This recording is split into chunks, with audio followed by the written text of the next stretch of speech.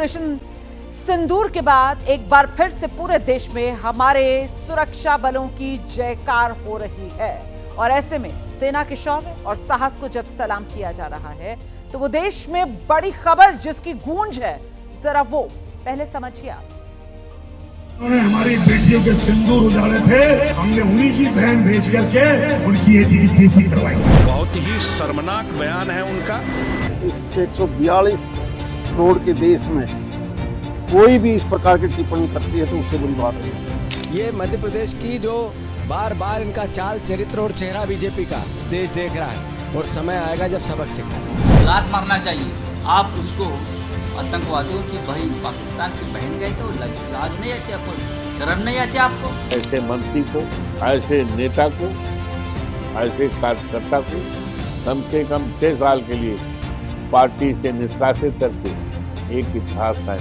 दुखी और विचलित मन से कुछ शब्द गलत निकल गए, जिसके कारण आज मैं खुद शर्मिंदा हूँ।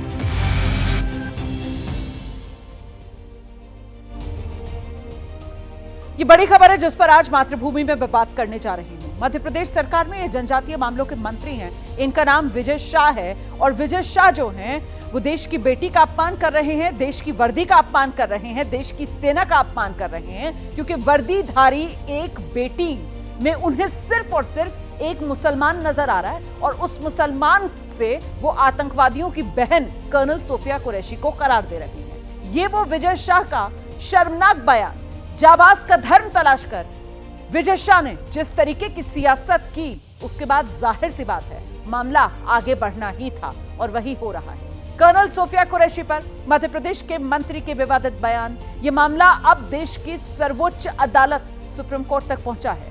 आज सुप्रीम कोर्ट ने सवाल उठा दिए मंत्री विजय शाह पर।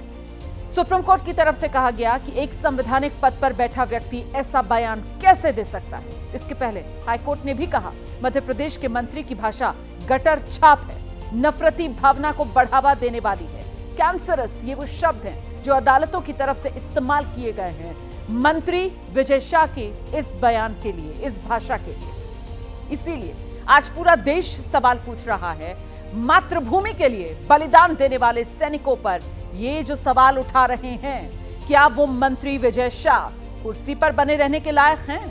देश जानना चाहता है। जो कर्नल सोफिया कुरैशी पूरे देश के लिए वीरता का प्रतीक बनी, मान सम्मान का प्रतीक बनी, उनके मजहब को लेकर उन्हें कटघरे में खड़ा करने का अधिकार मंत्री को किसने दिया और ऐसा मंत्री अब तक अपने पद पर बरकरार क्यों है? क्यों एक्शन नहीं लिया जा रहा?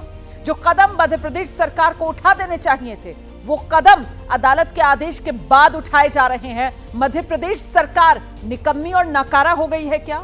क्या ये मान लिया जाए कि मध्य प्रदेश की मोहन यादव सरकार ने अपने मंत्री को बचाने के लिए देश की जनभावना, कोर्ट की आशंकाओं को ताक पर रख दिया है? क्या ये मान लिया जाए कि मध्य प्रदेश की मोहन यादव सरकार के लिए अपने एक मंत्री की कुर्सी, अपने एक मंत्री का मान देश की वीर बेटियों के सम्मान से ज्यादा जरूरी हो गया है?